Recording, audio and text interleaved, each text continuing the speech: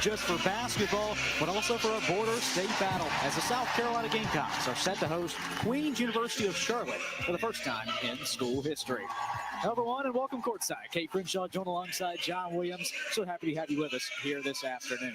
This is a South Carolina team that played for the national championship a year ago. And Coach John Staley has said for the Gamecocks to be back in the title picture once again, they're going to need dominance this season from transfer center Madina Okot. And John, with 3 double-doubles in their last 4 games, it's safe to say that dominance has been on display. Now, Kate, can I give you a hot take right quick? By all means.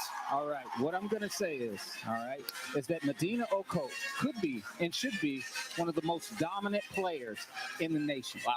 And with that being said, some of the things that she brings to the table are unmatched because of her natural ability out there. She is the offensive anchor in the interior for South Carolina. Because of the things she can do, she can finish over both shoulders. She can finish at the basket. She can drop step. She can take the ball out of your hands, as we see right here, and finish with contact. But on the defensive end as well, she can block shots, get deflections. She can also make it tough. You don't want to go down there when she's in there in the paint, and so that makes them a deadly team. Okot was one of 3 Gamecocks to finish with over 20 points in South Carolina's win last Wednesday against Winthrop when she dropped a season-high 23 to go on with 11 boards. Tonight, the Gamecocks take on a Queens team that's also leaning on the play of a transfer portal addition and Brene Jones-Grant. Yeah, I like Brene Jones-Grant's game. She's averaging 13 points, 9 rebounds, almost a double-double. And by the end of the season, we may see that. She's their most productive scorer and rebounder. Elite finisher, strong on the offensive boards, and extremely versatile out there on the floor. The Royals will take the floor here in front of a packed house at the CLA for just the second all-time meeting between these two teams. The last coming before women's basketball was a part of the NCAAA. Go back to 1979 in Raleigh. The last time these two teams met, even though they're just 90 miles apart from Columbia to Charlotte. Gamecocks and the home whites win the opening tip, and we are underway on this Sunday afternoon. South Carolina 5-0 on the season. Tanaya Latson kicking it to her former high school teammate Raven Johnson. Right wing, Tessa Johnson trying to connect early. Too strong. Offensive glass swarmed up by Edwards. Okot, third effort. Pulled down by Anna Baheto in Queens. Yeah, that's one of those situations where I think Okot was looking for the foul. Makes up for it, obviously, by getting that block shot. She deflects Jones-Grant. They go over the top. Deflections into points from Madina Okot. You love to see it. Being rewarded for her defensive intensity already. Taking a look at the Royals' starting 5 on the floor, an experienced guard really stands out there in Germany Mapp. Yeah, Germany Mapp, obviously, it's been around for a while there. Played at Hampton, also a player that can spread the floor, shoot the 3, and facilitate. Okot with her second rebound in the contest. Up the floor to Latson. They go underneath for Joyce Edwards, who's fouled. Well, Joyce Edwards walking double-double out there as well. The Gamecocks going with 3 familiar faces in Raven Johnson, Tessa Johnson, and Joyce Edwards, and the 2 transfer portal additions, Latson Okot, to start this one this afternoon. Joyce Edwards, a team leading 18.8 points per game this year as a sophomore. Yeah, I've just enjoyed her progress. Such a powerful forward. She impacts the game in so many ways on both ends of the floor. A player that Coach John Staley has simply called a star. She carries herself and practices that way. She goes 1 for 2 from the stripe, and the Gamecocks taking an early 3-0 lead. Baheto, the senior guard out of Portugal.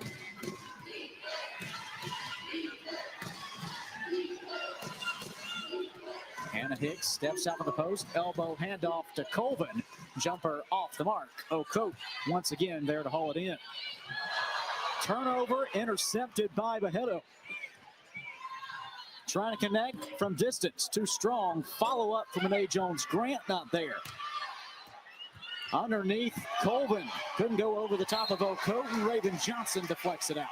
And that is exactly what Queens wants to do. If they can get themselves into a fast break situation, get down the floor before South Carolina can get set in their half court, they give themselves a chance to get multiple opportunities at the basket like we just saw.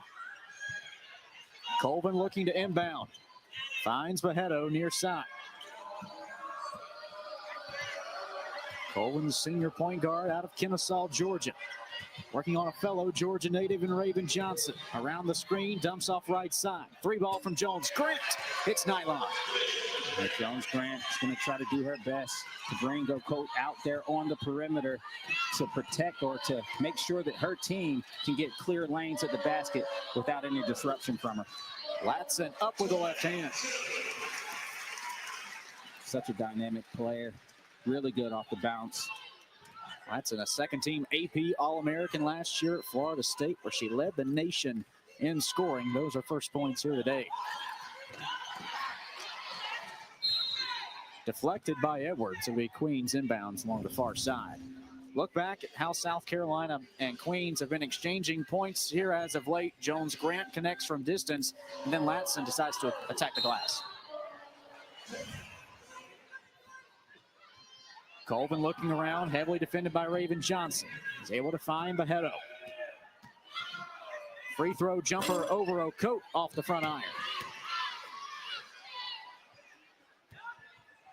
Germany map, the South Carolina native, gets fouled, she'll head to the line. And those two free points that Queens is about to get is all predicated off of Brene Jones-Grant's activity around the basket. Even though Joyce Edwards gives up a couple of inches as far as her height, she's way taller than Brene Jones-Grant. She was able to get that offensive rebound, create an opportunity, and now you can see Germany map at the free throw line. Map sinks the first as the Royals grab 4 offensive rebounds in the first 3 minutes of today's game. And she's now a perfect 11 for 11 in the charity stripe this year. Johnson takes it all herself, doesn't need any help.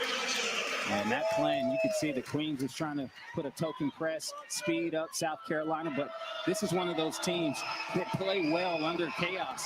And if you speed them up, they'll make it look easy and score like Raven Johnson just did. Map trying to go underneath, deflected by Okot. Latson off to the races. She's got a pair of buckets here early on. One thing you do not want to see if you're going against South Carolina is Tenaya Latson in the open floor. She's a blur out there and knows how to use her body and absorb contact and finish. Raven Johnson trying to sneak away a steal. It'll stay here with Queens. You talk about the transition offense for Queens, John, and that's one strength of their team that they can have this year with Jim Brown now in her 5th season. Yeah, Coach Brown has done a fantastic job continuing to build up her program. But yes, that's one of the things that Queens wants to do is they want to get out in the open floor, score early in that shot clock, and see if they can put pressure on the defense, on the offense by just defending on a consistent clip, making them turn the ball over and seeing if they can get something easy. Tamara Kopalovic, fresh face off the bench, sends it away. Up the floor for Johnson, has it knocked out. It'll stay with South Carolina. Yeah, you see there, Tenaya Latson getting a steal, creating an open floor opportunity. Queens was able to get a stop so that they could at least deal with South Carolina in the half court. Gamecocks fresh off a 106-56 win against Winthrop last Wednesday. Tessa Johnson pull up, not there. Offensive rebound initially had by Okot, but Colvin, who is an entire foot shorter, is able to wrest it away. Yeah, sometimes those mighty mice down there can really make life terrible for you, especially when you're big. Colvin right side, up to the young freshman center, Bria Franks. Behedo just inside the arc.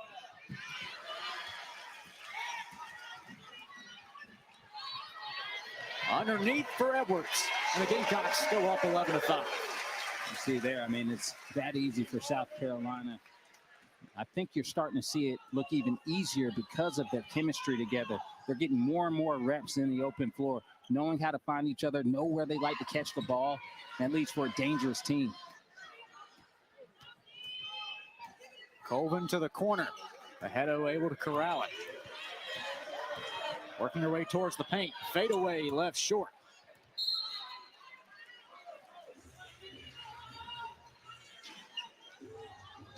Queens 3-2 on the year, coming off a victory of their own this past Thursday night down in Orangeburg, South Carolina. They took down South Carolina State in an 11-point win.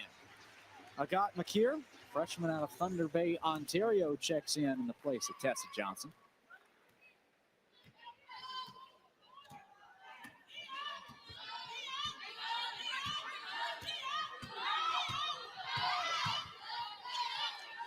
Here, fresh in the ball game, now with the ball in her hands. Underneath for Joyce Edwards. Powering up, she draws contact, and that sends us to a timeout. The Gamecocks with an early 11-5 lead on this Sunday afternoon.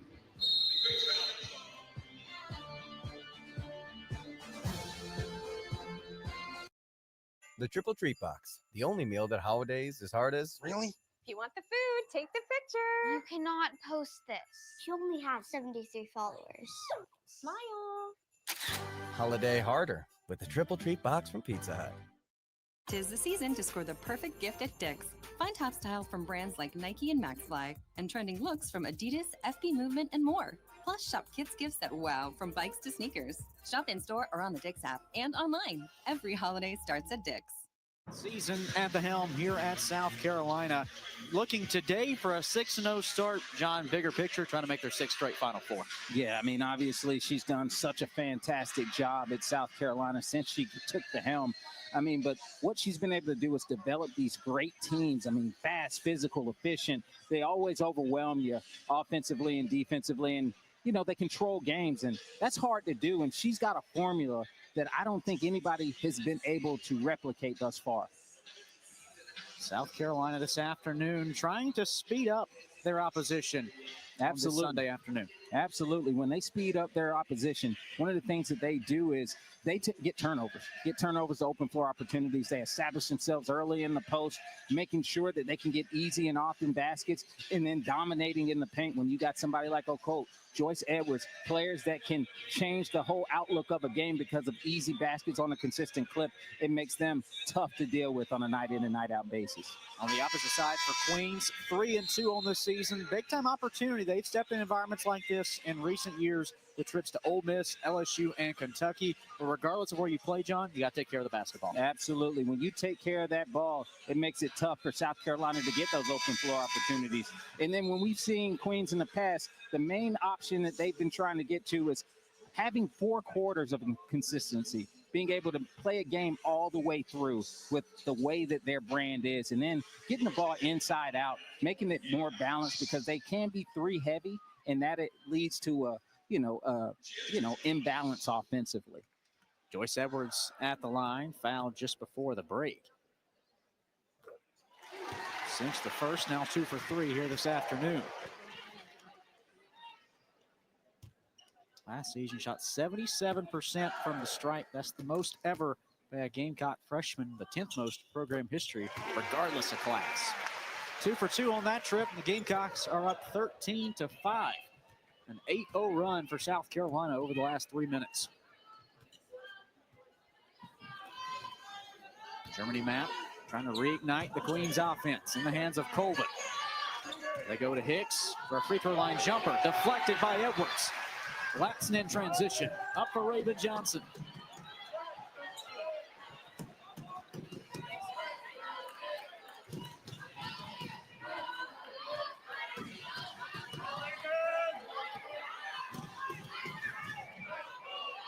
Latson out for Edwards, trying to go underneath for Okot, and he falls off her fingertips out of bounds.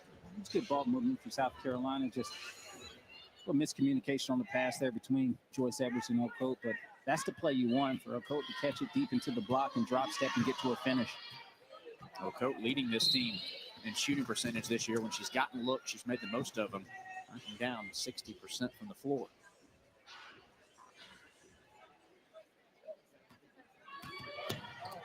Colvin mistimes the pass. Johnson there to take it away.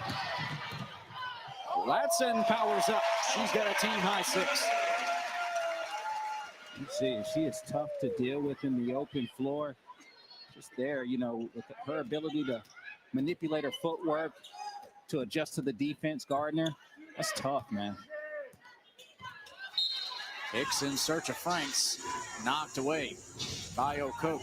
South Carolina, throughout Dawn Staley's tenure here, has prided themselves on the defensive end of the floor, John, and it continues to be on display here this season. Yeah, absolutely. I mean, she's definitely makes that a staple every year because no matter who you play against, if you can get stops, you get more opportunities to go on offense and get yourself, you know, a basket. And so because of how she recruits highly efficient offensive players. Ooh, Okot from deep range. Too so I strong. got excited, right? Would have been our first made shot from distance this year. And I've seen her in practice and in warm-ups and things of that nature. She takes the three, and it looks good coming out of her hand.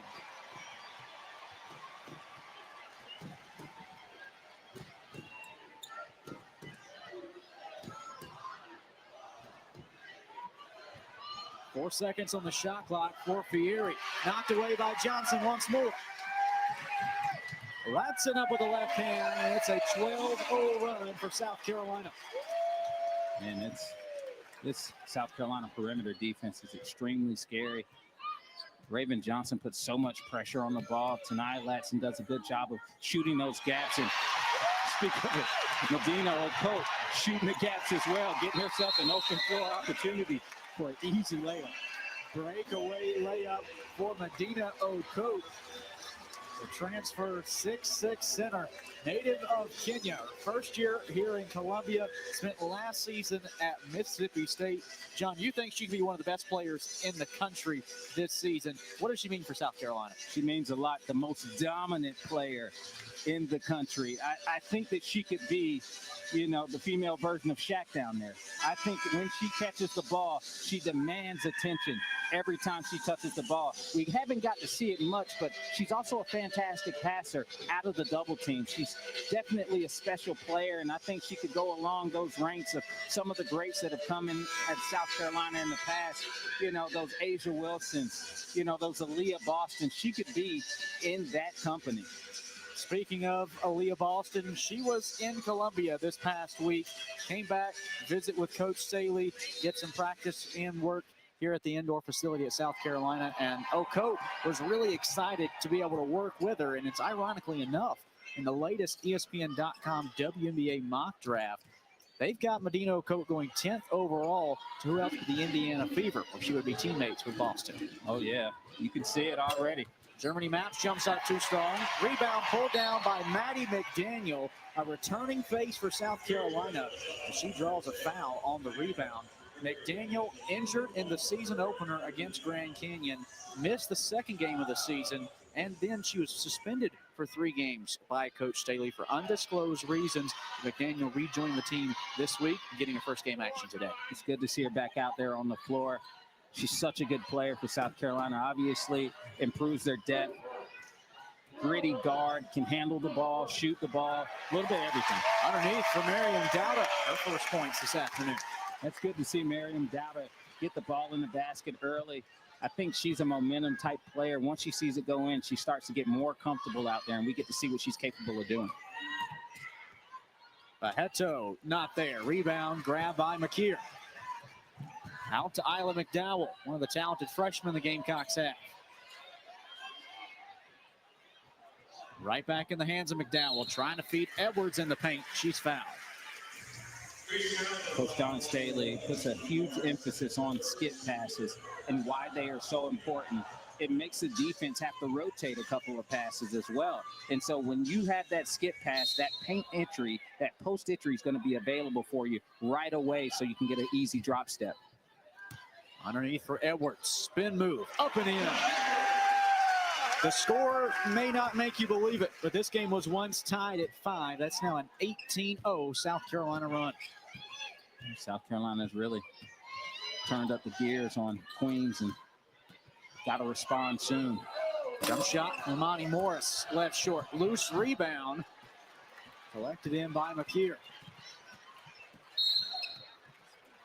Set the transition foul against Baheto. That'll be her first. Yeah, Baheto also one of the leading scorers for Queens. I mean, she's a volume shooter, as we can see so far. She has let that thing go.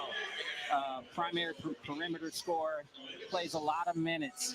So she's going to have to kind of find a way to get herself into a shooting rhythm against South Carolina. But South Carolina has done a fantastic job of making sure that they are meeting her on her catches and providing a level of force that makes you uncomfortable.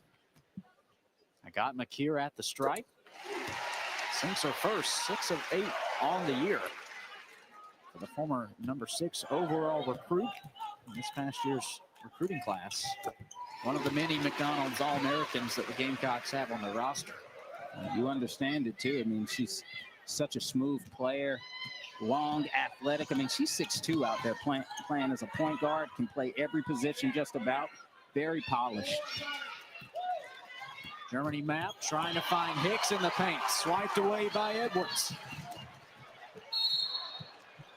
And she'll head to the stripe once again.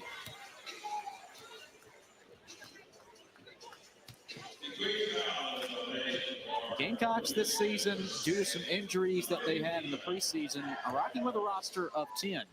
And it's never an unfamiliar fact for South Carolina freshmen to get a good amount of minutes under Dawn Staley. She's not afraid to play freshmen. But this year, players like both Okot McKeer and Isla McDowell are really going to have to step up for this team. Absolutely. And listen, if Dawn Staley's recruiting you, you're expected to produce. And whenever that time is, you better come in and do it. And so what we're seeing is these two freshmen come in and step up to that call asked by Coach Staley. And they're doing so far, so good.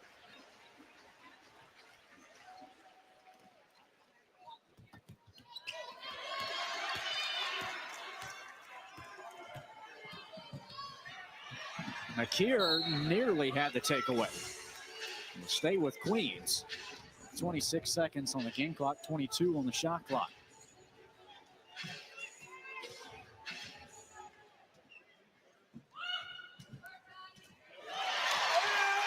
Here's McDowell stepping up. Foul on the floor.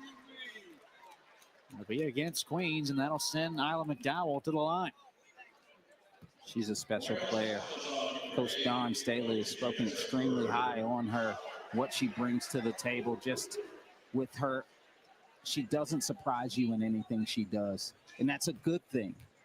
Coaches don't want to be surprised when it comes to freshmen. They want them to be able to buy into the system immediately, and that's something that we have seen Isla McDowell do, is just really just buy in immediately and do the things asked, play great defense, knock down open shots, get to the paint, make good passes, connect the ball. That's what she does.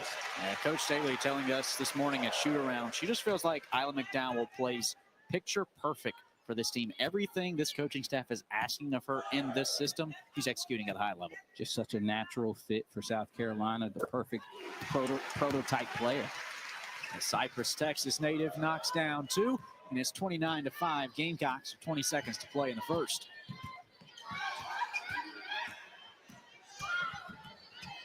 Colvin looking towards the basket, took her eyes off the ball, and Madina McDaniel makes her pay.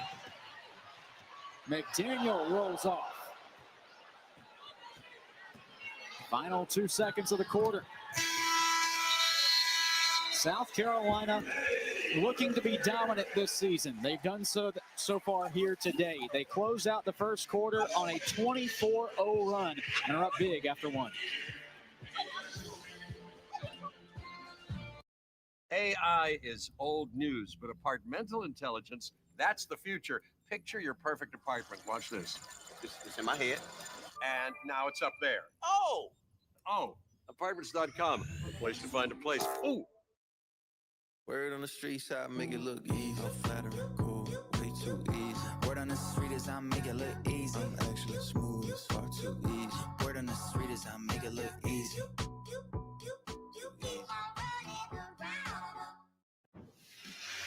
Welcome back. South Carolina has been on a tear in the open floor due to their defense leading to their offense. 12 points off of turnovers so far, and also 18 fast break points. And you see it here, pushing the ball ahead, that Raven Johnson to Nia Latson connection. And here, defense, nice steal from Raven Johnson to Nia Latson, getting out in the open floor, finishing easy for a 2.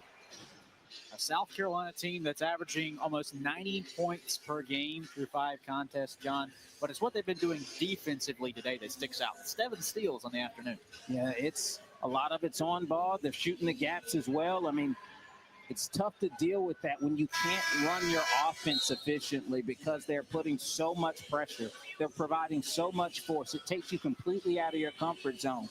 And so it's been tough for Queens to get themselves into an offensive rhythm. Queens hasn't found an offensive rhythm in quite some time here today. This game tied at 5 around the 8-minute mark. And then from then on, South Carolina closed out the first quarter on a 24-0 run to take a 24-point lead. Leona Colvin just inside the arc, sneaking around, swiped away by McDowell, and she's taken down by Fieri. Like, you feel it. I mean, it's terrifying, the energy right now. Every time that Queens touches the ball, it just seems like they're under duress. They never seem comfortable. It's got to be a stressful first half for them. 9th turnover of the afternoon. McDowell out for McDaniel. Okot pops out from the paint.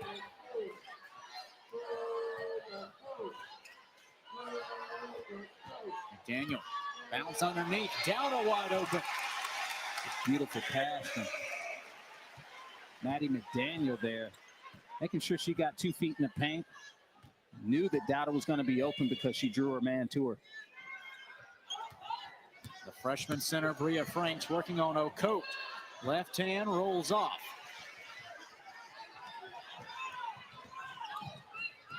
McDaniel in transition. Loses it going up. Dowda there to follow up. And back-to-back possessions for buckets for Dowda. And this is a good game for Dowda to start getting herself in an offensive rhythm because she's going to be called upon to do more on that offensive end. Foul underneath on McDowell. Another look here. Yeah, good court vision from Maddie McDaniel. I love it, man. I mean, Maddie McDaniel does a good job of just getting those 2 feet in the paint and really making it tough for teams to have to focus on just one thing. Somebody's going to be open when you get those 2 feet in the paint. Bucket from Renee Jones-Grant snaps a 28-0 run for the Gamecocks. Okot will head to the free throw line. See, we talked about Okot. Her ability to position herself for success in the paint is huge. When she establishes herself like that, there's nothing you can do, no matter how big, how strong you are. All she has to do is just drop, step, and finish. Okot, 13 points, 10 boards a game coming in. Free throw line, 10 of 13 on the year. Knocks down the first.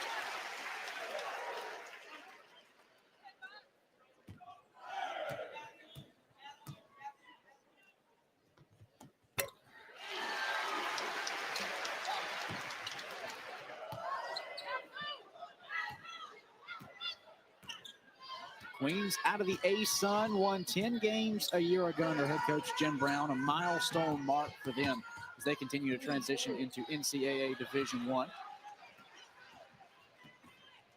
Annie McDaniel underneath for Okot. Fouled once more by Morris. That'll be her second. 13 foul against the Royals. You know, one thing that Queens is going to have to do, and I would take the Clemson approach, kind of like how Clemson played against South Carolina, which was just run their offense. The goal was to get to around that 7 seconds on the shot clock and then make an action happen. At least that way, you limit those fast break opportunities and you make your offense your best version of defense. Okot 4 for 4 on the afternoon. It didn't work for Clemson either, but I'm just saying, like, a way for you to get in that open floor, stop the open floor bleeding. Gamecocks beating their in-state foe for a 15th straight season, taking down 65-37 a little over a week ago.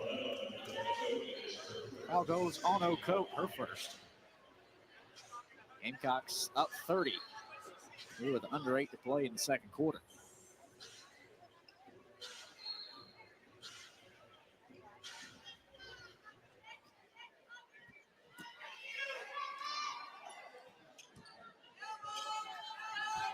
Lonnie Morris off the elbow.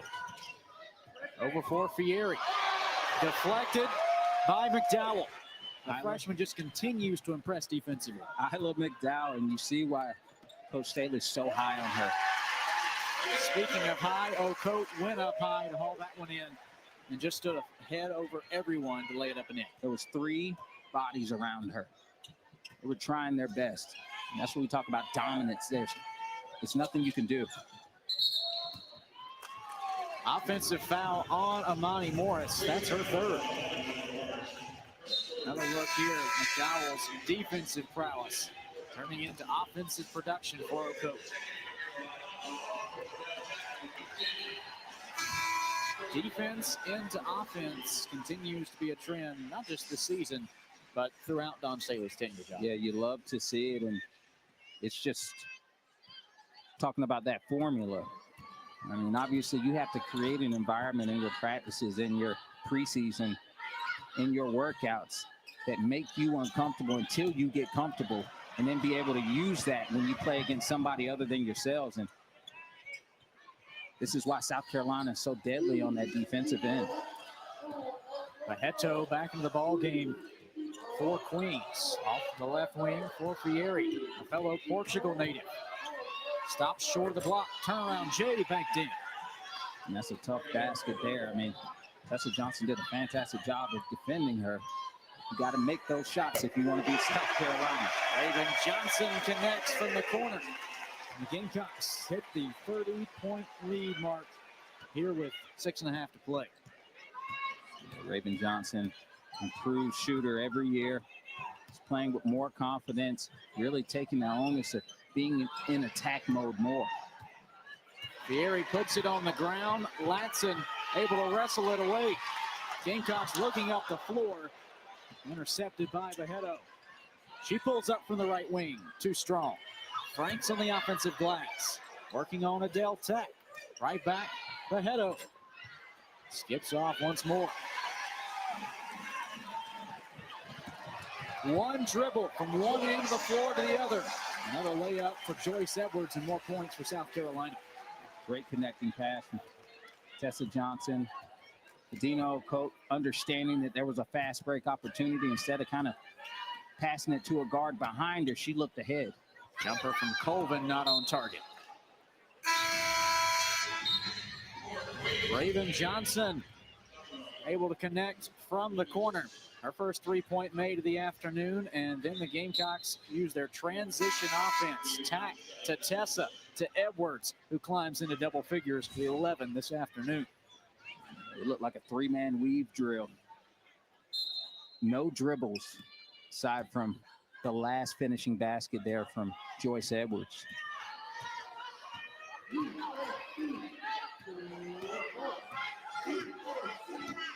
Over half of South Carolina's points today have come on the fast break. Johnson stepping out of bounds on the back baseline.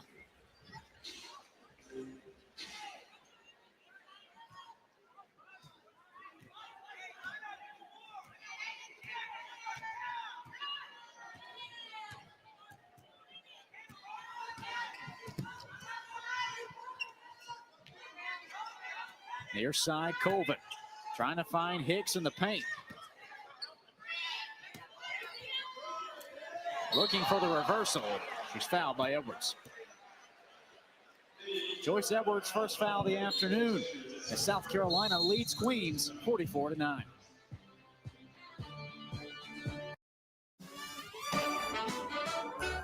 Drive performance all the way home this season of Audi. Lease a new 2025 Audi A5 Premium for $499 a month during the season of Audi. At Apartments.com, we go above and beyond to make renting easier on every single level. On a neighborhood level, unit level, down to the cellular level. Hey, little guy. Apartments.com, the place, to find a place.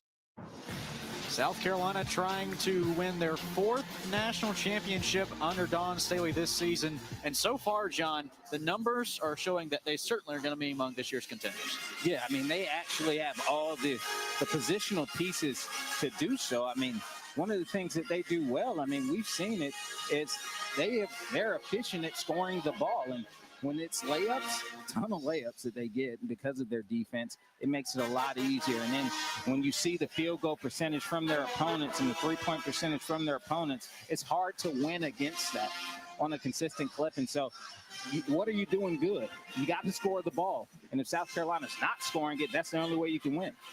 Joyce Edwards made a comment earlier this season after South Carolina added the nation's leading scorer from last year into Nia Latson out of the transfer portal. She said, look, we know our team. We have offense. Scoring isn't going to be a problem for us. And Coach Staley followed that up by saying, no, there's no doubt this is a team that can make the plays. It's getting them to make the not obvious plays that she's trying to see from an offensive standpoint. Yeah, and I loved when she said not the obvious plays, because the obvious play would be the entry post play, right? Like I make an entry to the post. And so what she's trying to do is make them look beyond what the defense is trying to do, make them go to where they are the most, where you can take the most advantage of them, those skip passes, those one mores where they're completely out the loop and you turn a good shot into a great shot. Hannah Hicks at the line for Queens. Her first not there. A grad student out of Cleveland, Ohio. Averaging 5 points, 7 rebounds a game this season. Her first for the Royals. Transfer from West Georgia. She gets her first points of the afternoon.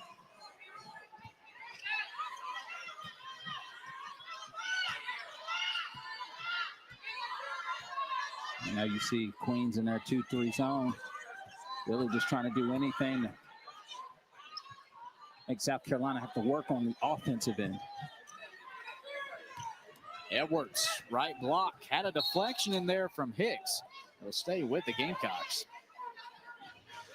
Going off of that conversation, John, about efficiency, well, that's certainly been the case for South Carolina today, shooting 68% from the floor. Yeah, that's scary work right there, man. I mean, when you can do that consistently, but when you can get catches with the height, the strength, the skill that you have in the paint area, it's automatic. Edwards now a game-high 13 here today.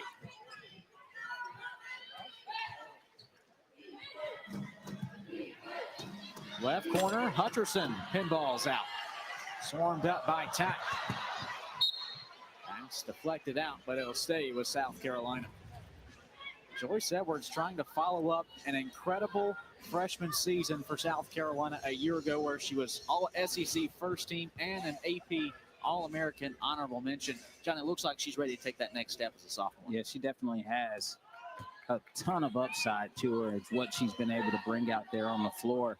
And really, I mean, even Coach Don talked about it. She's always going to be on that upper side of 20 because of what she brings to the table. When she catches the ball, she's just a matchup nightmare for most. Latson trying to find Tack, and there's contact. Great find. It's Nia Latson. Most players would just be stuck in the water there, but she always has a second and third option under her sleeve. Adhel Tack now in her sophomore season, a former top 30 recruit nationally out of the state of Texas. Enrolled early at South Carolina after her senior year of high school was cut short due to injury. And while she's seeing her minutes increase game by game, John, Raven Johnson summed it up well when she was talking about Adhel Tack. She called her the mama bear of the team. Anytime this team needs to be kept in line, coaches look to Adhel to do it. Yeah, she leads from a vocal standpoint. Everybody loves her. They love what she brings to the table. And as she continues to get minutes, she'll also be able to show what she can do out there on the floor.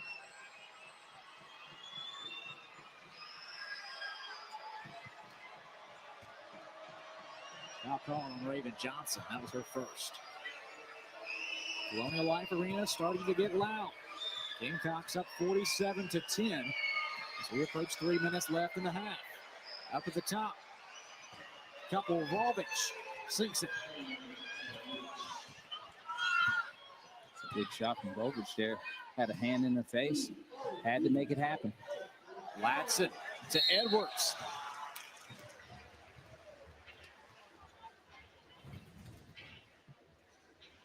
Queens today has found some success from the perimeter, a pair of makes, but along those same lines, Kapelovic in foul trouble here this afternoon. She just picked up her fourth. And that's unfortunate, especially in the size department for Queens.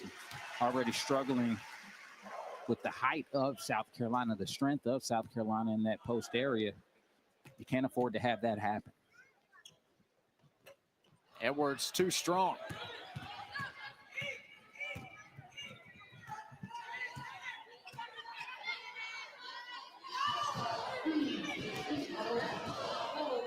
Germany map working on Makir out of play.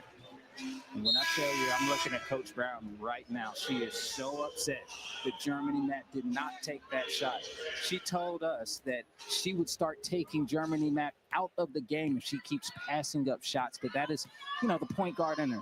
One of the things that she likes to do is she likes to get people involved. But she's so talented, so skilled that, you know, she has to let that thing go. In the hands of Map. Coach said she wants her to be more selfish on the floor. This time she gives way to Bejedo, who connects.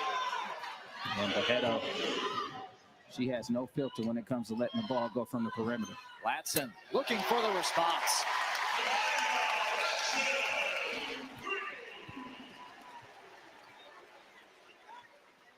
Latson now in double figures with 11.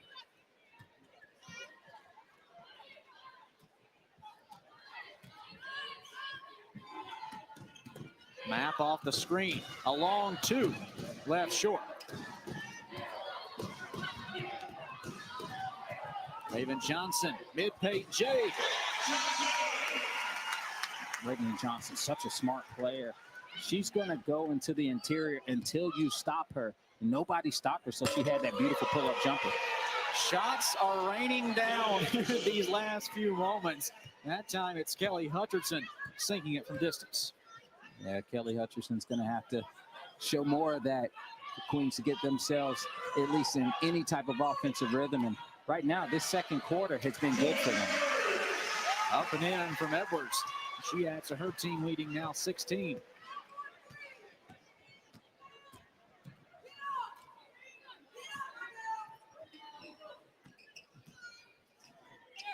Approaching a minute left in the half. Over for Germany Map. Got a foul off the ball. And you see here, Beretto, who has not been able to get herself in an offensive rhythm, has finally saw the ball go in the basket. But the response from Tanaya Latson was, I do this as well. And then you see Hutcherson getting herself going as well. And right now, that's a bright spot for Queens, trying to find themselves anything to get going from that perimeter area.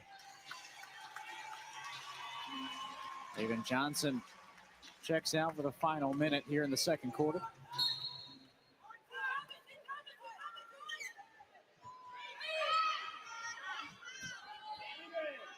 Matt, right wing jumper, spins off, hauled in by Tack.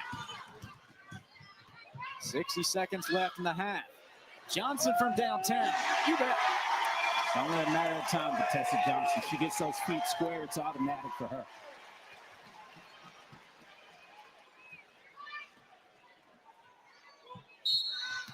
A. Jones Grant, the travel and turnover. 15th of the half for Queens. And Tessa Johnson really just so smooth, so mature out there with how she plays the game, just always in the right place at the right time. Coach Don Staley called Tessa Johnson the rock of this team, and always just count on her, just have confidence in her ability to go get a bucket. Johnson to the right wing for Makir. Yeah, I saw her toes dancing down there. I was like, I didn't know if the officials were going to call it. It was so subtle.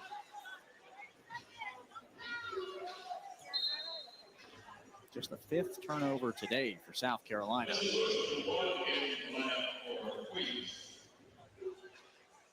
Germany Map will head to the sidelines as Alyssa Lewis checks on.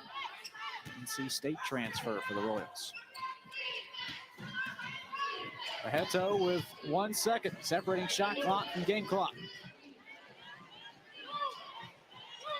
Monty Morris all swarmed up, nearly throws it away, but Adhel able to recover. She's got 6 to shoot. Pulls up from distance. Left short. Back out of play. Really South Carolina basketball with 2.2. Make that Queens possession. Yeah, right off. I think it was Tessa Johnson's hands. Quick 30-second timeout on the floor. South Carolina in this first half shooting almost 70% from the floor, and they're turning turnovers into points. Queens has coughed it up 12 times today. The Gamecocks using that for 14 points off of turnovers, John, and add into that as well, 29 fast break points. Yeah, I mean, that's a recipe for disaster if you're Queens. I mean, allowing that many turnovers and giving South Carolina the ability to have easy baskets. I mean, those are those types of games where you don't work up as much of a sweat as you'd like, and you got to run them the next day in practice just so they stay conditioned. And so South Carolina right now, I mean, just kind of taking what they want on the defensive end and really just rewarding themselves with baskets. 9 different players scoring for the Gamecocks. John, you love the balance of this team. Absolutely, because it's not just post entries like it has been in the past. It has been more of post entries, 3-point shots, fast break buckets, mid-range jumpers. I mean, it's more of a complete game offensively from this team, and it's because of their personnel. They're going to readjust the game clock here. We started at 2.2. And the inbound was kicked away by McKeer.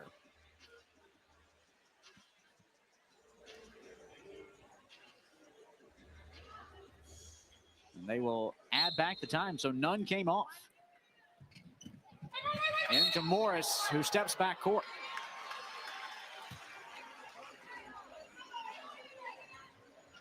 Well, South Carolina will get the last look. 1.3 to play before we head to break. Latson will inbound to Edwards. Pulls up from nearly the logo. Out of deflection by Brene Jones-Grant to send us to half. South Carolina up big at break, John. Just such a balanced scoring efficiency from South Carolina, whether it was just them making plays with pace, making good passes, and really just sharing the ball. So many players are scoring the ball at a high clip right now. And for Queens, they've just got to ride that momentum that they had in the back end of that second quarter where they were seeing the ball going to the basket. And maybe that'll open up some more opportunities for them, you know, as far as offense goes. Joyce Edwards leads the way for South Carolina with 16 as they hold a 58-19 lead over Queens at half. At apartments.com, we go above and beyond to make renting easier on every single level, on a neighborhood level, unit level, down to the cellular level. Hey, little guy, apartments.com, the place, to find a place. Welcome to the latest edition of Inside Carolina. I'm your host, Hannah Hall, a proud noon matinee. So glad to have you back with us. Kate Crenshaw alongside John Williams here courtside. John, if you're looking to replicate the success that South Carolina has this season, forcing 13 turnovers and getting 29 fast break points, it's a pretty good start. It's been an absolute track meet for South Carolina. They've been able to get out in the open floor, and a lot of that is a testament to their defense. What they've been able to put out there on the floor, that product of just putting pressure on the ball, rotating properly, blocking shots, and then when they do those things, they're able to get out in the open floor, outrun the team down the floor, and then finish at the basket consistently. It's tough to beat teams like that. And so right now we are seeing so many players on South Carolina's roster get themselves into an offensive rhythm simply because of their defense. And when you have a team that uses defense as their staple, they are tough to beat. And right now, it's just been fun to watch South Carolina get after it on both ends of the floor. When it comes to keys to the second half, well, South Carolina, we just told you what they did defensively. Offensively, they shot almost 70% from the floor. What they need to do for the second half, John, is simple. Just do it again. Yeah, I mean, they don't need to change anything. I mean, that is a recipe for success every time you play. But, you know, as far as Queens, I think when they get out there on the floor, you know, whatever success that you came out with that you had in this game to start, try to capitalize on that and then close a couple of spaces as far as some of the things that you know that you can correct upon. Sometimes, though, against a team like South Carolina, I mean, there's nothing you can do except for go out there and play your best. For Queens, they've got to start taking care of the basketball. And, John, you felt like the reason they shot 19% of the floor is oftentimes they were rushing in their possessions. Yeah, absolutely. I mean, I've seen Queens when they're in their comfort zone. I was just playing around with you. It felt like every time a Queens player was trying to get the ball, it looked like a horror movie and Jason was chasing them. You're not going to make shots when you got Jason behind you chasing you. And so right now, South Carolina is that team, that Jason-esque team that is really just putting fear in the hearts of their opponents. Thanksgiving week, feast week. John's looking back to Halloween. So glad to have you with us here on this Sunday afternoon. Gamecocks looking for a 6-0 start on this Sunday as they've hit the century mark twice this season. 114 points against Bowling Green and 106 just this past week in a 50-point win over Winthrop.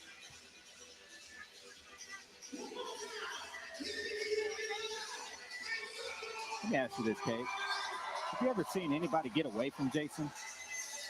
They always fall. Just like the telemarketer. Yeah, I'm just not. Keeps calling back. Listen, I'm not falling.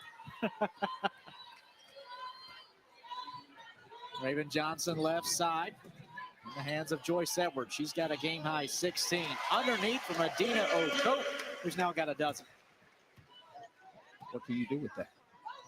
She's got 3 inches of height on everyone for Queens' roster. She's made the most of it here today. Left side, Germany Webb. Baseline jumper, clanks off the front iron. Hannah Hicks, the offensive follow-up, not there.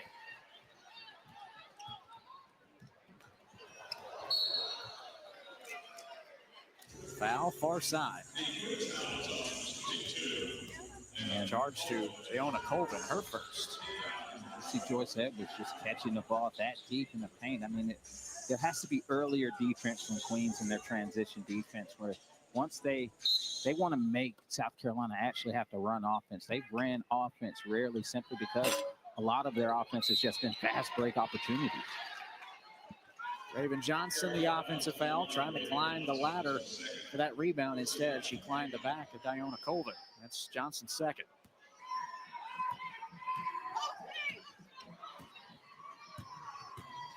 Anabahetu hit a couple threes in that first half. Stops the right wing, goes up the top of the key for Hicks. Germany Webb trying to connect. A long two is too strong. Gamecocks in transition. Edwards ahead to Okot. Swarmed up, recovered by Edwards, who goes off the glass. Germany Webb able to sneak behind the Gamecocks defense and connect on a transition bucket.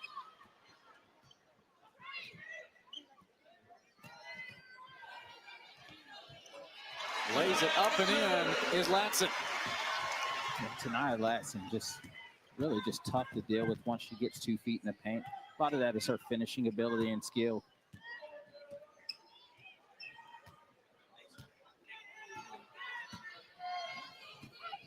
Renee Jones-Grant was averaging nearly a double-double coming in. Has that one deflected by Edwards. Football pass from Latson to Edwards. Call up the football team. We may have some players. Talk about a QB right there. What a beautiful pass. Joyce Edwards was a multi-sport star during her high school years at nearby Camden High School. She was on the volleyball team. She was a standout on the soccer pitch as well as Mahedo connects from the left side. But her mother recently, Rashida, did an interview, and she tells an amazing story how in the fall, before Joyce started playing volleyball, she was looking for a sport to play. She asked her mom, "Can I play football?" Mom said, "Absolutely not." But we see plays like that. That's the reason why it popped in her head. Yeah, absolutely. And you see, I mean, get these types of passes. The NFL's on, but you need to be tuning in to Gamecock basketball.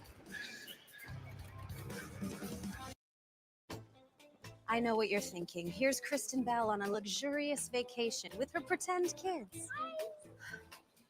But I'm really here for all the points I get with my City Strata Elite card. I live for a fancy dinner where I don't have any idea what I'm eating. But what I really love, 6 times the points. Just eat your points, sweetie. I love you more than all the stars in the sky. And slightly more than all the points I'm earning. City Strata Elite. Rewards where it counts. That's the point. With Apartments.com capturing the hearts of hundreds of millions of renters, everybody wants the secret to our success, but they're never going to get it. Will they, Craig? No, sir. Or the secret to the most rental listings. Or more? Not to mention our secrets for making renting easier with Matterport 3D virtual tours and online applications. Oh, this is good. Yay! Yay! Apartments.com. Ooh, the place to find a place. Joyce Edwards, the star of the show today, John. Third time this season for the 20-piece. Yeah, one thing she has shown today is her ability to run the floor and being available early and often offensively. And here, you see her finishing through contact. She can also make the tough ones. It doesn't matter against Joyce Edwards. 7 for 9 from the floor is Edwards. You tack on 4 rebounds and 3 assists. She's been so effective on the offensive end.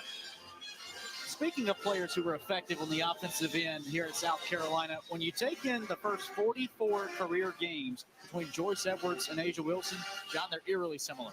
Yeah, there's a lot of similarities there, but here's the thing about Joyce Edwards and A'ja Wilson. I mean, they came into South Carolina looking to forge their own path, and we're seeing the similarities because it's a formula of success, but I think Joyce Edwards is Joyce Edwards, and she's going to do what she does and continue to compete at Don Staley's standard. And, you know, I love how she goes out there always with a smile on her face. And even in the art of competition, she's smiling, and I love it. And that connects to something that Coach Staley told us between Edwards and A'ja. They both share one thing in common. They never feel pressure on the floor. And if Edwards continues on the trend that A'ja Wilson did, she may find herself in the South Carolina Athletic Hall of Fame. Germany Map, left wing 3. It falls. Germany Map having some success here in the second half. A quick 5 points. I think Coach Brown got into her in the locker room at halftime. Tania Latson answers right back, though, for the Gamecocks. Yeah, I think Coach got into her a little bit just because she wasn't shooting the ball earlier in that first half and kind of deferring. Wants her to be, in order for Queens to continue to get better, they have to have balanced scoring. Kopalovic to the free throw line for Hicks. Fade away at the elbow. Stood up there for a while, decided not to go.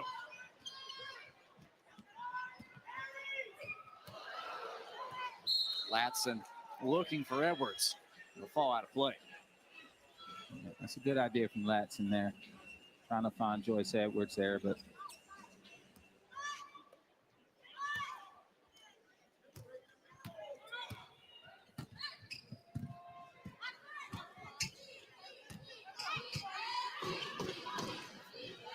a head toe to Hicks. Map pops out, trying to connect again.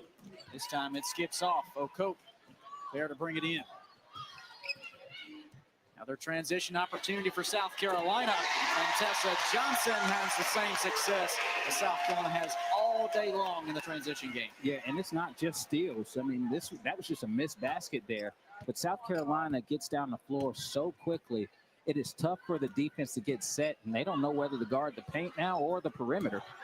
The head-o couldn't connect off a pair of screens.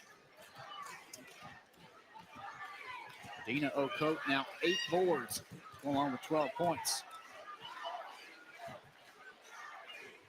Raven Johnson at the elbow. Off the front iron, follow-up, second chance effort from Okot. Yeah, really, I mean, Okot has not had to do much out there, aside from just, I don't even think Queens is doing a good job of putting a body on her like they should. And it's hard, but at the same time, I mean, now we're seeing Okot and Joyce Edwards run the floor. Edwards up with the right hand.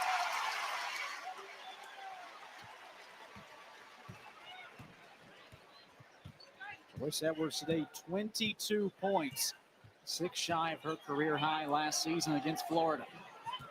The scary thing is, I mean, she just makes it look easy. She may not be in much longer as the Gamecocks send a fresh 5 to the scorer's table. Johnson out for Tessa Johnson. You bet. Tessa with the trifecta. Makes it 81-27 Gamecocks. You see Germany and Matt shaking their head at Coach Brown, just like, what do I do there? It's not much you can do. Stripped and stolen and a score.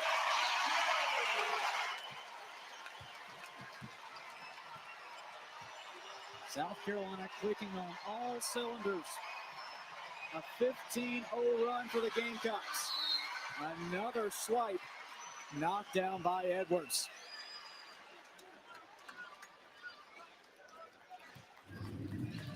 It has been a handful to deal with for Queens, and Tessa Johnson knocking down a huge three, and then defense leading the offense for Raven Johnson, giving strong man pose. Big time finish. It's the Pretty Litter Black Friday BOGO sale. When you buy one bag of our odor neutralizing cat litter, you'll get the second free. The health monitoring crystals change color to help you keep an eye on your cat's health through the holidays and beyond. Don't forget the furriest member of your household during our very best deal of the year. Get the litter that's on top of your cat's holiday wish list. Buy one bag of Pretty Litter and get the second free. Now through December 10th, only at prettylitter.com/holiday. South Carolina lost 4 starters from last year's national championship team, so they went into the transfer portal looking for some replacements, and John, they found a superstar. Oh my goodness, Tenaya Latson, you can't say enough about what she's capable of doing. Dynamic, instant offense, great in the open floor, plays with pace, great footwork, you name it. This kid is a prime-time player. Latson today has been as perfect can get. 7 for 7 from the floor, including a couple trips from downtown. Yeah, I mean, that's tough to deal with on a consistent basis there. And what she provides, that offensive spark that South Carolina needs to continue to move forward into conference play as well as in the NCAA tournament, is a player like Tenaya Latson. The 6th overall pick in the latest ESPN mock draft for the WNBA, being the first round pick for one of the expansion teams, the Toronto Tempo. No better way to start your franchise than a player like Tenaya Latson. Yeah, she would be fun to watch. Fresh 5 on the floor for the Gamecocks. They come out of the third quarter media timeout. Maddie McDaniel over for Okot McKeer. Back for the sophomore guard. Trying to sneak inside, draws contact. It's the second foul from Dayona Colvin. Yeah, Colvin she's been a pest out there defensively. Kind of just doesn't mind sticking her nose into those high pressure situations and plays with a ton of courage. Inbounds, goes to Adhel Tack. Powering into the paint, draws contact. She'll head to the line.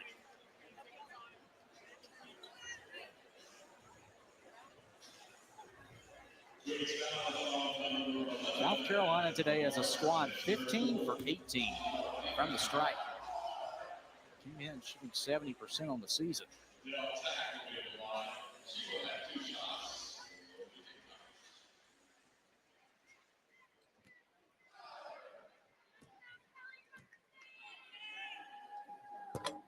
And 4 rebounds in 8 minutes of action here this afternoon. She's now got a pair of points.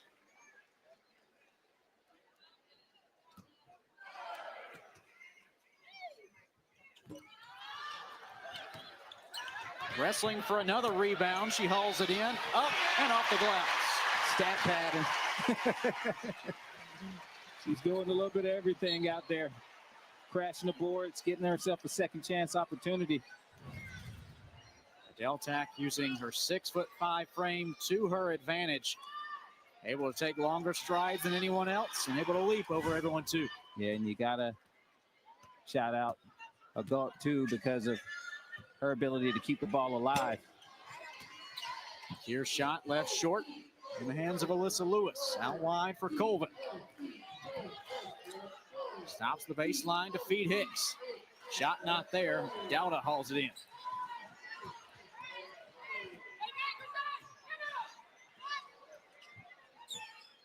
Dowda looking from distance. Not there. Offensive rebound hauled in by McDowell. Out to McDaniel. Right back where it came from.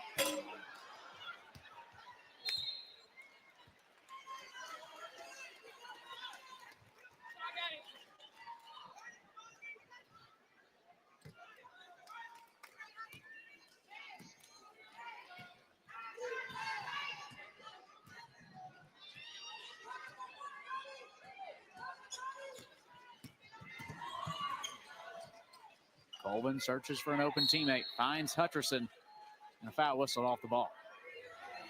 Dowda got tangled up. Lamani Morris underneath. Dowda's first.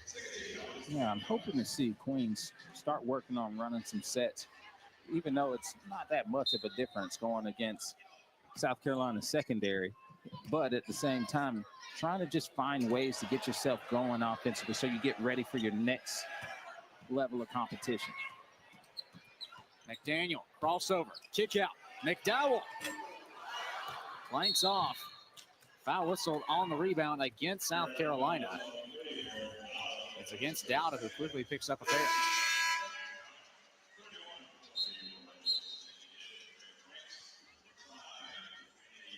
Miriam Dowda in her senior season here at South Carolina, second as a Gamecock. Spent 2 years in the SEC over at Arkansas. Yeah, she has a strong, experienced interior presence for South Carolina. I do think that Coach Staley is going to continue to challenge her to give more every game because with 10 players on the roster, it's needed. Colvin connects from the corner.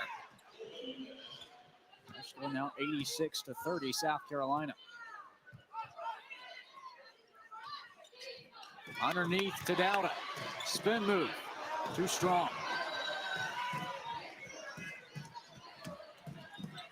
Yeah, those are the ones that Dowda's got to start working on making.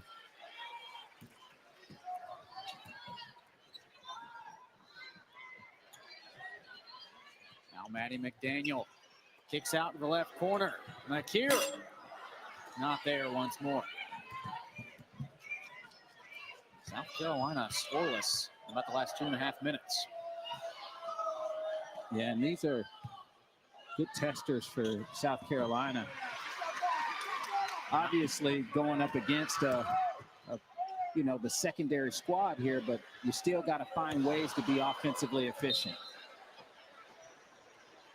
Nice shot there from Isla McDowell. Gamecocks unable to capitalize on the turnover.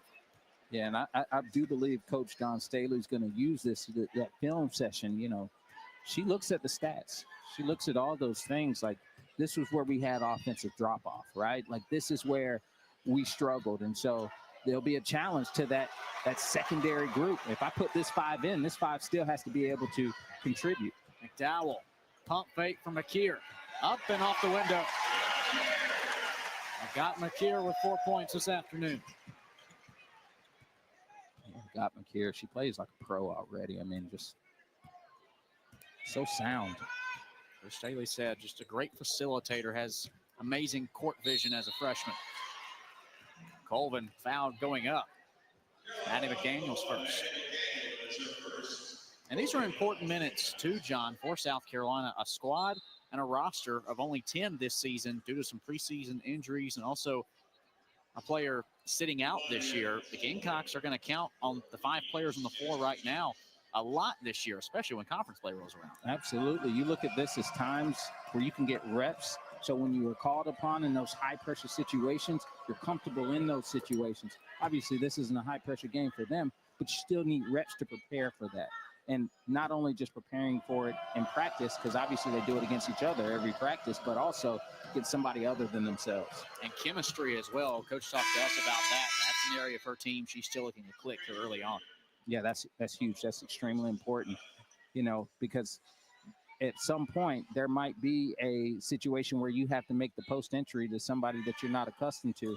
And these are those games where you can get accustomed to each other and be comfortable in putting those players out there on the floor in those high pressure games. 3 seconds separate shot clock from game clock. McKeer, kick out for Dowda. Pump fake and a carry.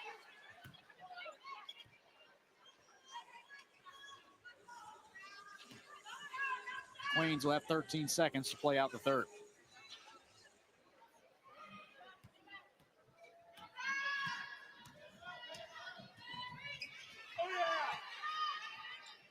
Lewis with 5 to shoot. Pulls up from distance and knocks it down.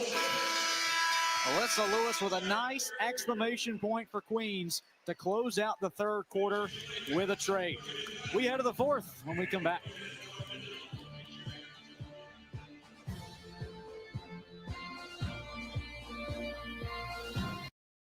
Trek electric bikes are the fast and fun way to feel like a kid again. Fly up climbs, energize your daily commute, and ride more than ever with an e-bike from America's most popular bike brand.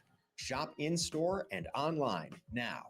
For South Carolina up on Queens 88-35 in this border state battle. And for South Carolina today, Tessa Johnson has just continued to stay consistent for the Gamecocks. She really has. I mean, she can play so many positions for South Carolina, 1, 2, or 3, but we're seeing her ability to spread the floor from 3, but I believe she can do so much more than that. I've seen her knock down the mid-range jumper. I've seen her get all the way to the basket. I've seen her facilitate and pass. I think she has a pro-level game. I mean, a game that is translatable at the next level. And one thing that she's improved on this year also is being able to guard the primary ball handler and make them uncomfortable. She is really staying in front of the primary ball handlers. It's been continued growth for Johnson throughout her 3 years here in Columbia. And John, Coach Staley telling us beyond the numbers, she's going to grow from maturity as well. Absolutely. Just so versatile, great size. She rebounds, stretches the floor as we've seen today, and just a natural connector for South Carolina. Alyssa Lewis at the top of the key for Queens to Brene Jones-Grant. Out for Hutcherson. Too strong off the back iron. Gamecocks have their starting 5 back in. Raven Johnson. Raven tried to throw an alley-oop.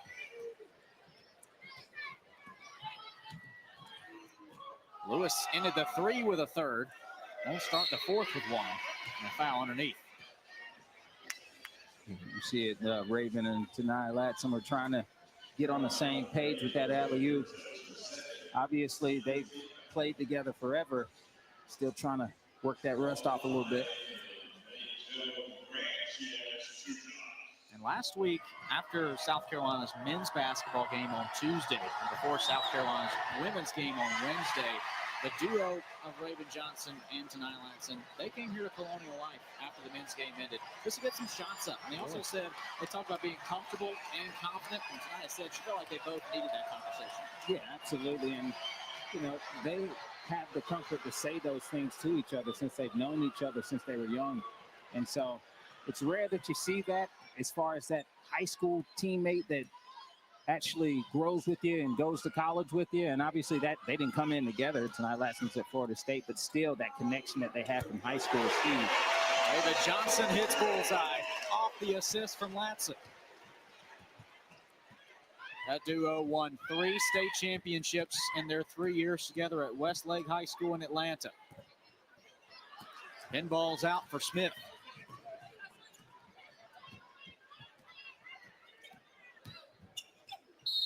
Latson a chance at a 3-point play.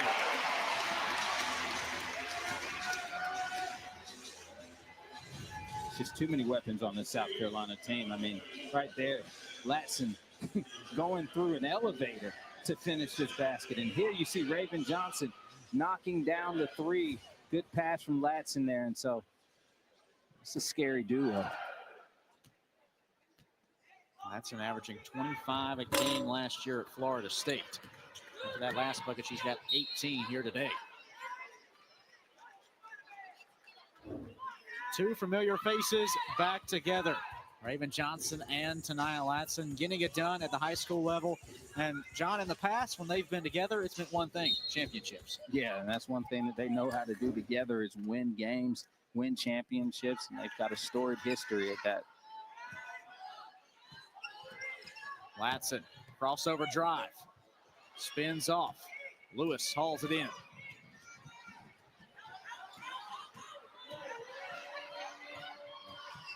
Jones-Grant driving baseline, draws contact.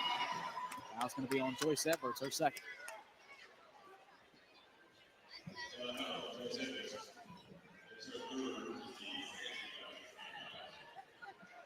Sends Brene Jones-Grant to the line. Leading scorer and rebounder for Queens coming in. Sinks her first.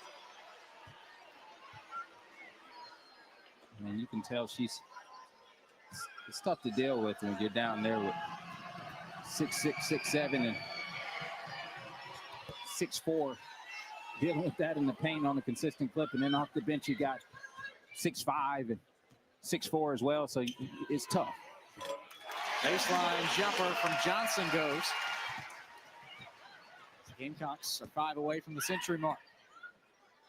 Lewis straight on 3. Left short. Kapelovic follows it up on the offensive glass.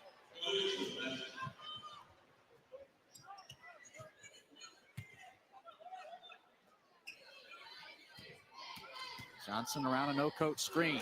Trying to go underneath over the top for Joyce Edwards, who has a chance at 3. Yeah, it's just not much you can do there. Even with Joyce Edwards caught under the basket, still finds a way.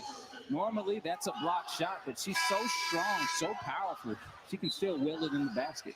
And Kapelovic, the defender there, also had to be careful because she had 4 fouls. But she does pick up her 5th, even though hands straight up in the air. So that's why she wasn't necessarily going for that deflection in that moment. Her day is done. Maddie McDaniel checks in for Raiden Johnson.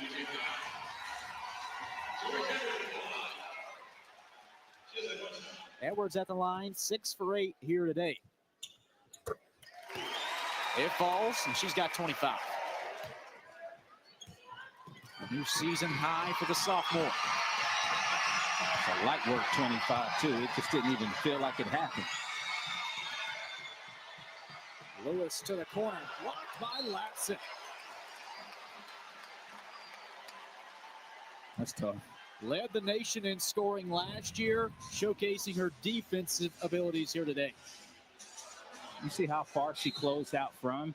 Kind of reminds you of Zion back in the day when he jumped from almost a block to get a shot. They'll adjust the shot clock to 20 seconds. Gamecocks with 10 blocks here in what's going to be their 6th win of the season.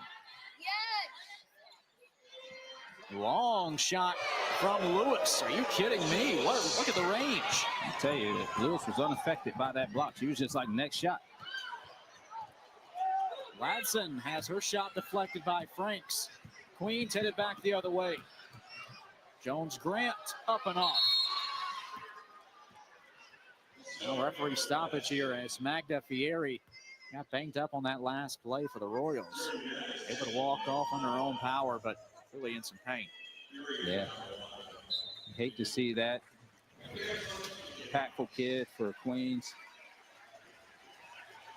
The reach here from Alyssa Lewis, the NC State transfer. She's going to be a big-time piece for this team come A-Sun play. Yeah, she is fearless out there. She is just coming out there and letting it go, playing free.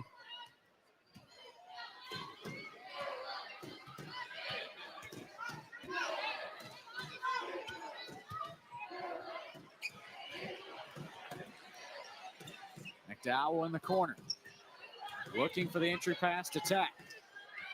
Now back on the perimeter. 7 to shoot for McDaniel. Floats it up and connects as she sends South Carolina to the century mark. Oh, what a beautiful finish there. Another deep shot from Lewis. This time, no good.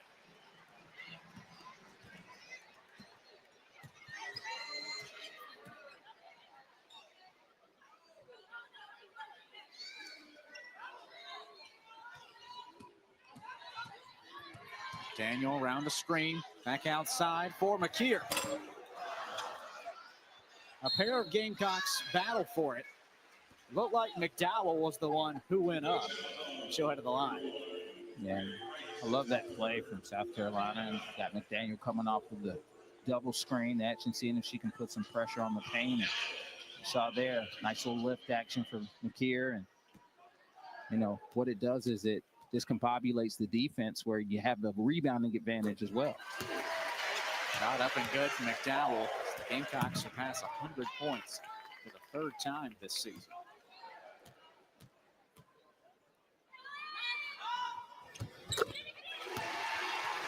The freshman's got 4. South Carolina's up big here with 6 minutes left. Hutcherson swarmed by Tack. Just lobs it away, and it's swiped away by Isla McDowell. Cross-court pass knocked out of bounds by Hutcherson. Yeah, that's one of those situations. I mean, you want to get Adhel Tack going. You want to get Marion Dowda going. These are those minutes that are crucial for South Carolina when they work on getting paint entries for those players. Even to just see them get some ISOs. McDowell with the bullseye. Yes, you saw a couple of them rim out. And her teammates kept encouraging her to continue to take that shot. Isla McDowell, back in her high school days in Texas, racked up nearly 3,000 career points in her prep years. She's got 7 here this afternoon.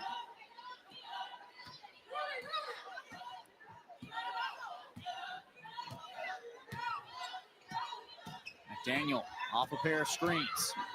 Goes to the corner for McKeer. In the hands of McDowell. They go down low for Dowda. With 5 to shoot. Dowda's foul. Yeah, right out of this baseline, out of bounds play. I love it. Down screen, relocate. Isla McDowell, make it happen. Beautiful 3.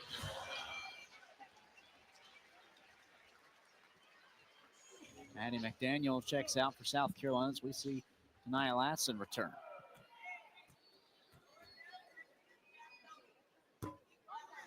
Dallas first shot too strong. Miriam Down her senior season here at South Carolina. Coach Staley called her the nicest player on the team. And in part, everybody on the squad just wants it so much for her. Yeah. I mean, they can see it. There's potential there, right? There's room for growth. And, you know, she needs to have the right set of actions to happen in order for her to make those breakthroughs. That's why I was saying that, you know, she's one of those players that needs more touches. Her and Tack, who are going to be huge for them and could be huge for them going into conference play. Foul near side with 4:50 to play in the 4th. South Carolina up 106-45.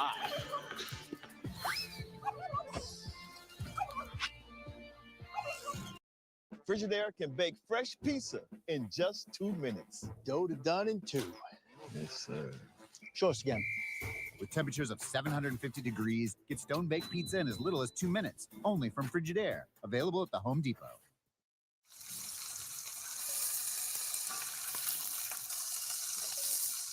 Spam in a taco? Pork favor.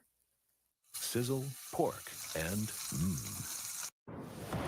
Watch. Sync. Swipe. Personalized. Now available on the ESPN app. South Carolina closing out what will be their 6th win of the season, and they sit at 106 points here today. John, a bulk of that coming on the interior.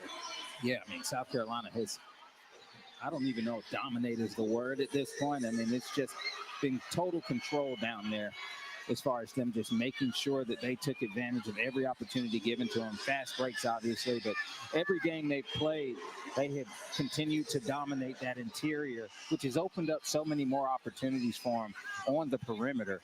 And you see just that balance that we talk about, but it always starts in the post for Coach Don Staley. It's very rare in college basketball that you have back-to-back games where you outpace your opponent in the paint by 50 points. But right now, if this game were to end, that would exactly be the case. On Wednesday, South Carolina outscored Winthrop in the paint 70-20, a 50-point differential. Today, 60-10. Yeah, it's scary work, man. But I think that'll, you know, even out at some point, balance out as they get into conference play, playing against some heftier competition. And so, but it's always good to make that your statement always to, you know, go into conference. And we also know that's a part of Coach Staley's style. She likes the inside-out game because it takes so much pressure off the guards. Yeah, it does. It absolutely does. But this year we're seeing that the guards don't mind the pressure. If the inside ain't working, the outside can work just as well. Deflected out by Adhel Tack. Another block for the Gamecocks. They've got 11 of those today.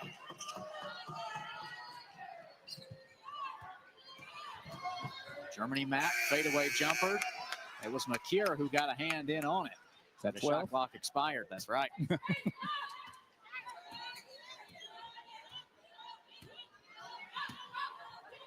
Ryan Latson, who's got 18 in the hands of Okot McKeer.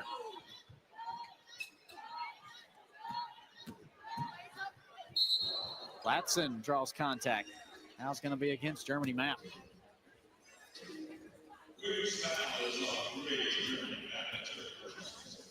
Yeah, Latson's going to be a great relief valve for South Carolina in those situations where they play games against teams that make you work really hard for your baskets and you go deeper into the shot clock. And what I mean by relief valve is somebody who can make those tough, high-pressure shots when no one else can. But tonight, Latson, the career that she had at Florida State, including being a second-team All-American last season, you step into a new system, and there is that adjustment period. And she said after South Carolina's win against Winthrop earlier this week that her teammates and coaches have been giving her grace, and she felt like really in the past week she's wanted to play more free and felt like she has. Yeah. I mean, it all takes time. Just consistently getting those reps in with your teammates and figuring out where you fit, and where she fits is putting the ball in the basket for South Carolina. Latson's got 22 points here today. And she shot 9 of 11 from the floor. Tack fouled from behind. She hauled in the board.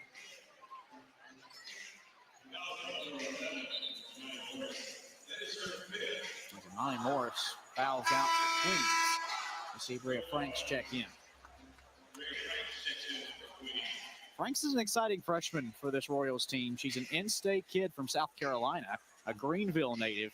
And at 6'3", she has the frame and the build to be an impact player. She does. I mean, honestly, I've seen her since she was in high school, coached against her in the past, and it's just she could be one of those dominant players in the conference for her squad. And I think with, more and more game reps like this and playing against high-quality competition, this gets you ready. I mean, honestly, when you start to see teams in your conference, you're like, nobody's like South Carolina. You know what I've seen? So, at that point, you're prepared for your conference as freshmen. Queens has made this SEC trip each of the last few seasons under head coach Jen Brown. Last year, making the trip to Kentucky. 2 seasons ago, they visited both Ole Miss and LSU. They feed Tack in the post, and she puts it up and in. See, those are those reps that Tack needs to get themselves ready for SEC play, get themselves ready for her to be a contributing factor on their team. They have to have those types of plays. South Carolina has now matched their season high in points with 114, and we still have almost 3 minutes of basketball left. Turnover. Here goes Latson.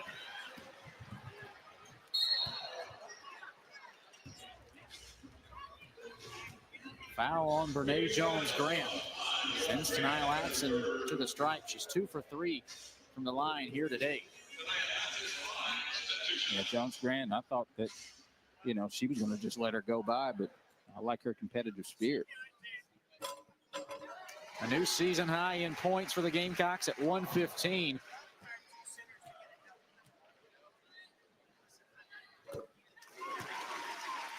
A very efficient 24 points in 25 minutes today for Latson. Yeah, I mean, she's been a spark plug.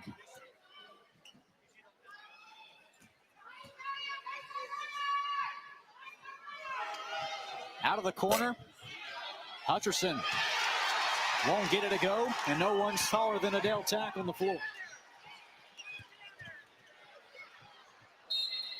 Here, bounce the dribble off of a defender. It'll stay with South Carolina. You know what, that last possession for Queens, I'm not even mad at it. They actually ran a set that actually worked, and shot just didn't go in.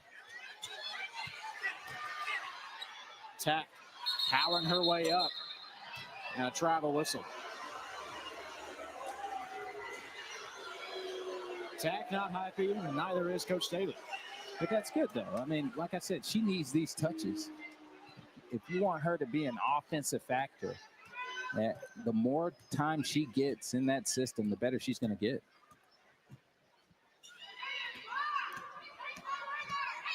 Jones Grant, too strong. Franks able to wrestle away the rebound. And a travel call whistle in the opposite end. Very similar reactions. This time, Queen's not too happy with the call. Franks is laughing at it, but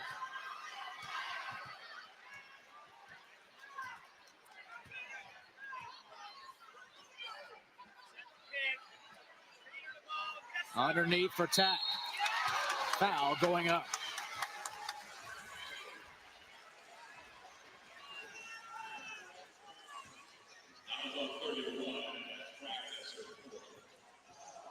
Hockey's enjoying this win. Yeah, Gamecocks up 116-45 with just over 90 seconds left. I think Cocky's a tea drinker or a coffee drinker. It was a 2 o'clock start today, so maybe coffee this morning. Okay. But you're in South Carolina. It has to be a sweet tea drinker, right? Oh. Is there any other tea, sir? Not in our eyes. No. Tack sinks the second.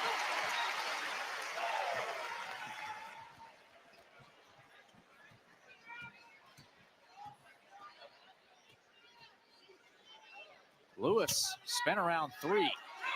Not on target.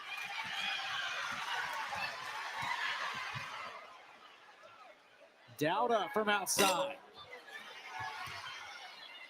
Rebound knocked away. It'll stay with the Gamecocks.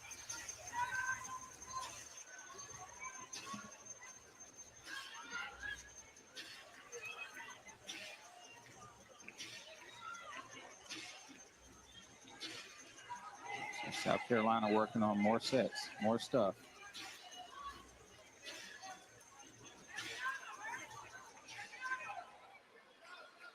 Nice little stack action here.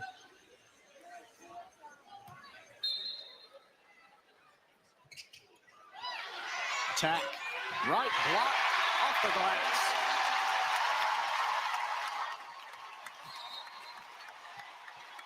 The reason why everybody, like you can see, everybody's excited about that, you know, because Adhel Tack, I mean, she can do a lot of things. There's confidence out there. 60 seconds to play.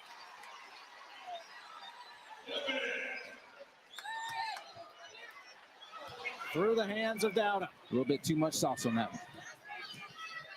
Germany map in transition, knocks it down.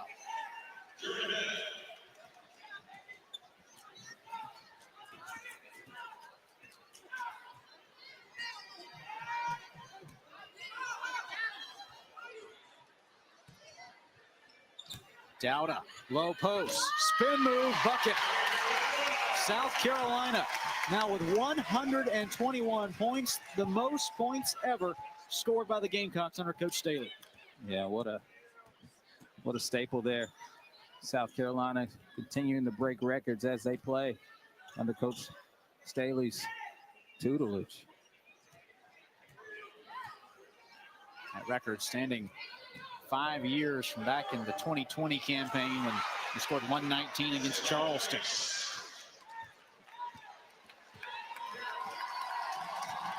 The Queens Royals came down from Charlotte looking for a little competition, but they were unable to dethrone the royalty of women's college basketball in Don Staley. South Carolina wins it 121-49.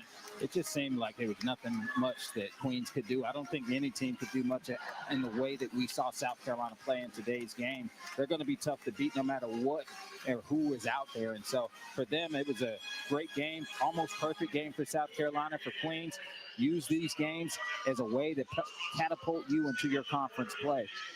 Joyce Edwards, a game-high 25. Follow that up tonight, Latson with 24. Madina Okot, a nice double-double, 14 and 12. Also Adhel with a double-double, 11 and 10. That closes out our coverage here this afternoon for our Columbia. For our producer, Jared Duper, my partner, John Williams, I'm Ken Crenshaw, telling you to remember to smile. And thanks so much for joining us. South Carolina defeats Queens 121-49.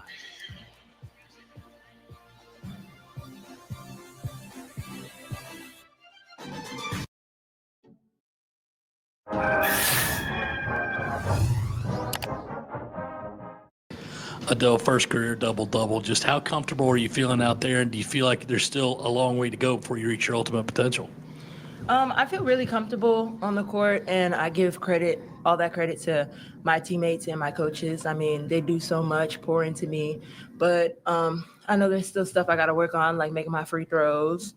But I mean, it was a good thing for me. It's a good confidence booster to be out there and just do the things that I've been working on practice and being able to actually put it all together in a game. Michael, and then Matt.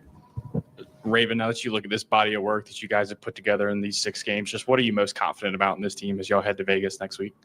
Honestly, how we compete. I think, it starts with practice. I think our practices are tough. Like, we competing at the highest level. The highlighters that we go against, I mean, they come at us, and I think it prepares us for matchups that we're about to see in Vegas. Matt, and then Jared.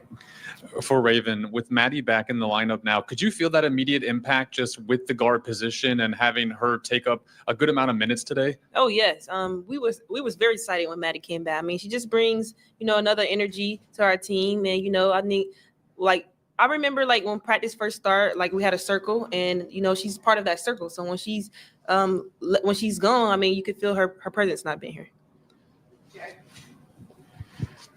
Raven, saw the whole team really gunning for Adhel to get that double-double there. How excited was it for you all to see her accomplish that? It means a lot. To see your sister win and get things that they deserve, it means a lot. Everybody was jumping out the bench. I mean, Adhel, she does a lot for this team. It's the little things she does for the teams, and I'm pretty sure there's a lot of things she don't want to do that she does for us. So just to see her happy and smiling, it means a lot, honestly. Raven, you and Nia obviously go back a long way, and y'all have a long-standing relationship. How has it been this year with maybe the roles y'all have on the court? Do you feel like, each of y'all slid into one? Is that still a work in progress about who needs to lead, who needs to follow, and that kind of thing? Honestly, she fit right in, honestly, to me. I think, everybody's a leader on the team. Like I said, Adhel, the things she does, it's not a day you don't hear her voice. She's the mother figure of this team. So I feel like everybody are leaders. Everybody can speak when they see something's going wrong and they see something's going good. So Michael wraps up. Oh, sorry, Michael. Adhel, to what Raven just said, I know coaches also said that you've been a very vocal person. Just as a younger player on this team, is that a point of pride for you to be a vocal leader? Yes, it's definitely something I take pride in. I mean, I'm just by nature somebody who talks, and sometimes I might not want to do it, but I also see the difference that it makes. When it is quiet, my coaches look to me or my teammates look to me and they ask me hey, can you keep us talking? We're better when you talk to us. And I also feel like my ability to talk and process the game and also process it for others helps with the team.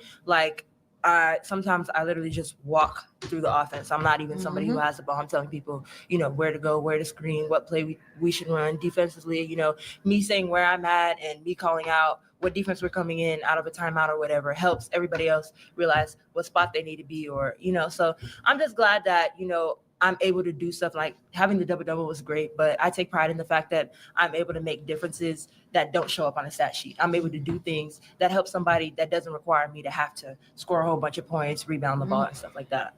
Preach.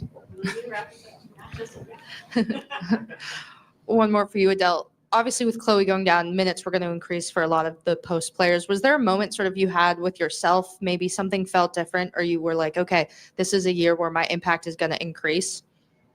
So with Chloe going down, you don't want to lose anybody at all due to any circumstances, but I definitely think it wasn't even just a thought that there was more minutes to take. It was more of a call to action.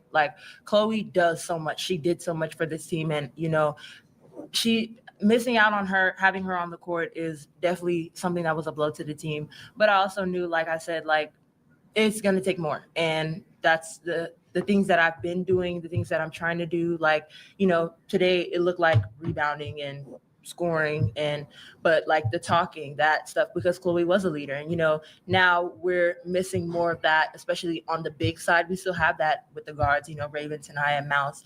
But on the big side, Chloe was a very vocal leader. Chloe was, she has left a lot of big shoes to fill, but I feel like it's also a concerted team effort. There's like today, it was me, but tomorrow it could be Miriam, it could be Joyce, it could be Madina. It doesn't matter. So the fact that, we're missing out on Chloe, it was really a call to action, and it told everybody that we need to step up and we need to be able to still be together and not try to be Chloe, but be ourselves and just take it up another notch. You preaching, bro. You preaching. Dawn got the full team back together at 10. Just how much does Maddie add to that rotation now that you can sub in 5-on-5 if you need to? It's imperative that we have all 10. It was really good to get Maddie back, especially for a few practices. And we're just going to kind of acclimate her back into the swinging thing. I thought she did great. But it's needed. It's needed. It's needed for our rotations. It's needed for us to practice. It's needed for, just some of our younger players to stay in the positions that they need to be in to be effective. Just looking at the body of work that you guys have put together in the last 6 games, just what are you most confident about as y'all head to Vegas next week? We can score. I like the fact that we can score, and we can score in a lot of different ways. Just from inside, outside. I like some of the things that we're doing defensively, just having multiple efforts and getting loose balls and 50-50 balls and just being a lot more aggressive and trusting of their teammates that are playing behind the ball. I think Madina's coming along. Like, she's making great progress on both sides of the basketball. So I'm looking forward to another test. Adhel's first career double-double today. She was just in here. She gives such great, insightful answers to questions, which is awesome. What did you see from her today for a milestone for her? Well, Adhel understands everything that's happening. Every single thing. She plays like a point guard. Like, if you really listen to her, she's telling everybody where they need to be. She has really great questions when she's on the bench. I'm just happy that basketball finally has repaid her for the work that she's put in. You don't often get rewarded for the work that you put in. But I'm happy for her. She made some moves out there that we know she can start connecting those moves together. She's always been one that could rebound and block shots. But her rebounding outside of her area, power dribbling and making a basket, is great to see from her. And she was happy out there flying around. Dawn, going back to the defense, your team with the aggressiveness early, getting a lot of hands in the lane, going for loose balls. How important is that sort of aggressiveness going to the ball this upcoming week in Vegas and the rest of the season?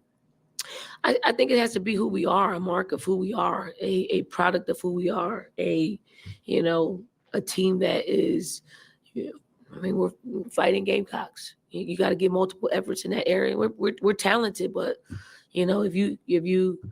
if she's somebody equally as talented, like we'll see in the next few games, something has to give. I do think that area can be a difference maker of us winning or losing, and I'm glad we're finally seeing it. And it's coming from people who are like a play Tanaya made in front of on our side of our bench side of the court. Dove on the ball.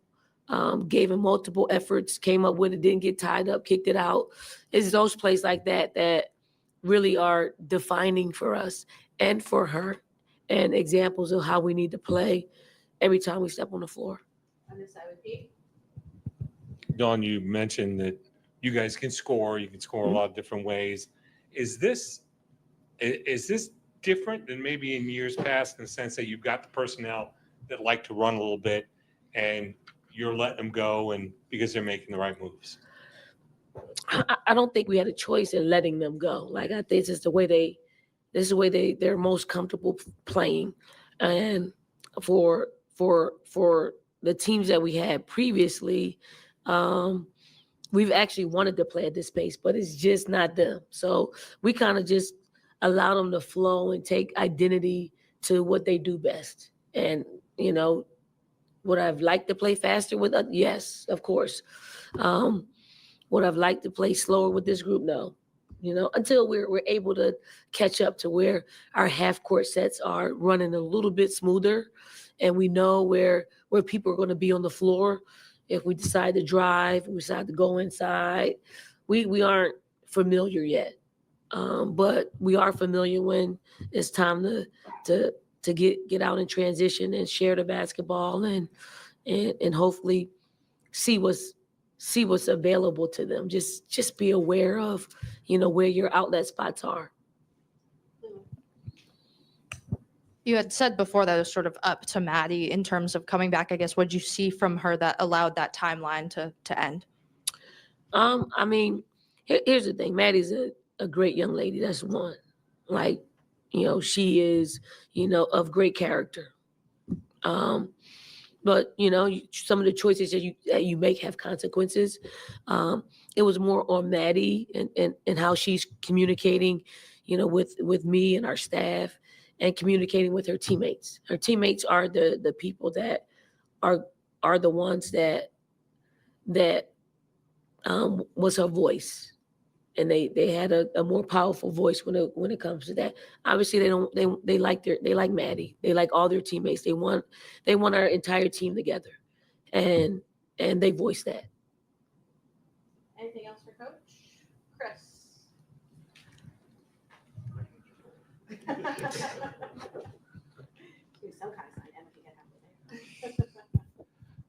This is a sort of a big picture question about Joyce, and you've coached a lot of different great players over the years, and you've talked about how you have to approach each of them differently. Is there anyone in your approach to how you coach Joyce? Is there anyone in the past that you've had a similar approach with?